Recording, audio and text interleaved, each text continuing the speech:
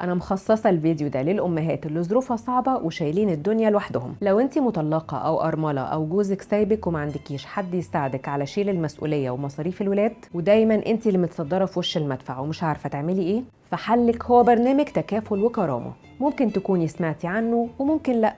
المهم تعرفي ايه هو برنامج تكافل وكرامة؟ هو برنامج اطلقته وزارة التضامن الاجتماعي علشان تساعد الناس اللي ظروفهم صعبة. وعلشان ما اطولش عليكي، البرنامج ده ممكن يكون بيساعد فئات كتير زي الاسر الفقيرة والاطفال اليتامى وذوي الاحتياجات وغيرهم، وطبعا المرأة المعيلة. طيب تعملي ايه او ايه هي الخطوات علشان تاخدي معاش تكافل وكرامة؟ هيكون في شوية اوراق ومستندات مطلوبة هقولك عليهم دلوقتي. اول حاجة، نموذج طلب الحصول على مساعدة من أقرب فرع بنك ناصر لمقر إقامتك. تاني حاجة، بطاقة وصورة من البطاقة، والبطاقة تكون سارية. تالت حاجة، أصل بحث اجتماعي معتمد ومختوم. رابع حاجة، شهادات ميلاد الأولاد وخطابات مدرسية بتفيد انتظامهم بالمدرسة. خامس حاجة، خطابات الهيئة القومية للمعاشات الحكومية أو خطاب الهيئة القومية للتأمينات الاجتماعية. سادس حاجة، لو أرملة هتجيبي شهادة وفاة الزوج، ولو مطلقة هتجيبي قسيمة الطلاق. يعني باختصار الورق اللي بيثبت حالتك الاجتماعية. وممكن تتكلموا على رقم 19680 علشان تعرفوا تفاصيل أكتر وعلشان تستفيدوا بخدمات تكافل وكرامة لو انتوا فعلا من المستحقين. يلا بينا نبعت الفيديو ده لأي حد ممكن البرنامج ده يفيده.